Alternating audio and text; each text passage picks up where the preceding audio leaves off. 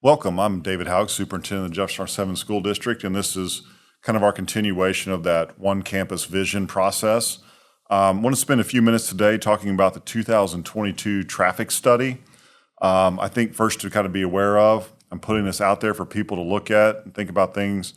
I've already gotten some good feedback, received some good feedback on this process and some thoughts about our Blue Jay Way, what extension or cut, the second road into the high school that we take very seriously, but also that we probably will have some sort of community meeting here in the near future. I don't know exactly the date or time or how we want that to look, but really it'll be centered on this study.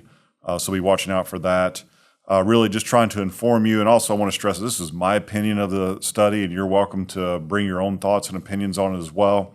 I think first and foremost, when you look at the study, there's actually 3 additional roads. In other words, outside of Dueling Hollow, there's another one that goes down past the football field. That's really not in our one campus vision at this time. We're focusing more on the potential site leveling and the Blue Jay Way cut, but it's pretty set in the study that the access point 2, which would be the Blue Jay Way extension, would really help with traffic. And I'll kind of talk about that further. It is imperative we are continuing and working with MoDOT on that, our plans, and trying to set up time to meet with them. They have been looking at this study.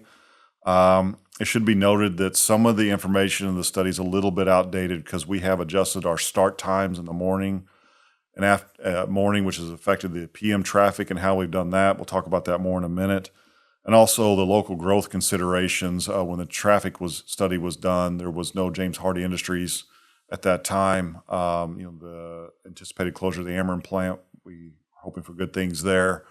The expansion down at Bootsy Unisum, approval and increased opportunities for subdivision growth are here. There's just a lot going on that wasn't factored in this study, and I think where MoDOT and myself in our first conversation was they acknowledged all that as well. The increased truck traffic that will be coming down, but also the subdivision growth. So the study itself is a little outdated. We would acknowledge that. I think the biggest talking point, and sometimes you do things in your community that just kind of accepted as a norm, and I'm guilty of this as well. Specific to this point is that we've kind of accepted the fact that a sheriff deputy stands down in the traffic in the morning to get people in and out, and to me, that's almost unacceptable at this point. If there's number one thing in my radar is, as superintendent during however long my time lasts here, is to get to the opportunity, present the opportunity to get that done and not happen anymore. I believe that lies within the Blue Jay Way extension and working with MoDOT on some traffic stuff out there. But there's not a day that goes by that I am not seriously concerned for Officer Nanny's safety. Whoever's working traffic out there, often it's Officer Nanny.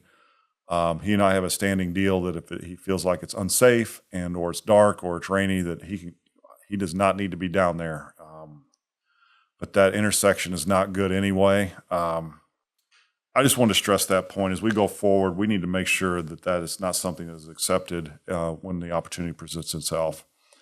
Existing traffic data, pages 3 through 9, you might want to spend a little bit of time on, and it's kind of neat to see, when, how many what they call warrants, and they put time periods in that would actually warrant traffic adjustments. And really the only one is in the AM, briefly in the PM. But if you really think about the traffic out there all day, it's really not that bad at this time, to be quite blunt. And I understand where the information's coming from. But on the flip side, we know that those congested times of just getting students to and from, and with a lot of student drivers, I think that has to be in consideration as well. Part of the reason for the one campus vision is not only what we're doing, and I go back to the original concept of site leveling and building this road as kind of the centerpieces, but really what we kept looking at and what's outlined in this study is if we're not working with MoDOT to look at 61, I don't know that the situation really corrects itself. So their recommendation is to put turn lanes in where that Blue Jay Way extension would go, somewhere down near, more likely, Dollar General for extended directions. because if you have a left turn lane coming in and there's no middle turn lane to get there, you're still going to create a traffic jam back. So that's what we've shared with MoDOT, and we'll be working with them to see what opportunities presents itself through our entire process. Just a school district observation, if you think about Tuesday mornings, if you're a parent or student driving up on Tuesday mornings to one of the three campuses, Telegraph, Danby, or the high school, and as long as they're having a student council meeting, you notice a huge difference in traffic. If you could imagine that those cars really with the Blue Jay extension would be entering and further down 61, alleviating some of that traffic congestion down on Dueling Howell in the mornings. That's about the best example, because there's about 50 to 60, depending on the attendance numbers, student cars and staff that's already up there at 6:50 in the morning for that meeting. It's already out of the flow of traffic, makes our days a lot easier in the morning. I would also say that the way we've handled the PM in the study would be massively adjusted, because yes, those cars are coming through, but they're no longer backed up with the way we've adjusted the start time in the morning, and pushed everything, spread the time between the high school and middle school 10 minutes apart to allow the high school traffic. John, our custodian, goes down and monitors that traffic to keep it flowing. And we did that in the interest of safety. And we're really proud to say that was my first thing, was to get Mr.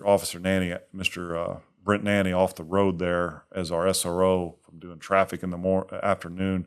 So he's no longer down there in the afternoon unless there's an extenuating circumstance. The local growth consideration is also in this study as well. You talk about the different roads that are happening, the I-55 expansion, how the US 67 Route CC construction, how that will affect us. Of course, the plant expansion, also the projected subdivisions behind Dollar General and the Good News Church, and then also potential subdivision growth. You just hear a lot as superintendent about. We've heard it for years, but I think that reality is closer sooner than later. Local roads and rights. I would say it's been really neat to have a better understanding of the local roads and rights. And one of our partners up at Stonebridge said it well. Said sometimes you get in these rural communities and kind of these handshake deals are made, and there's really nothing written down. We're kind of experiencing some of that, but we're also starting to find some documents too that kind of outline that, which we'll have organized as we go through this process. But just understanding why certain things are around some of the traffic flow here has been interesting, and I've learned a lot from it. And I did skip one thing here, but the local schools and traffic control, I do want to have a better understanding of why certain school districts do have the light controls outside of their schools when we're talking about 1,000 kids in this district. And, just even if it's not something that is approved, but I want to have a better understanding of why certain schools like Fox, Windsor, who's unincorporated, has light control out there. The Fox School District, Hillsborough, even in their town, there's a light control outside of St. Pius. Why it seems to be sort of a struggle to get it down here, and hopefully we can kind of work through that and then have just for me, a personally better understanding, and also share that with our community. That is all. Thank you for joining. And again, if you'll just look out for a specific meeting to review just this study in the near future this spring. Looking forward to it. Thank you.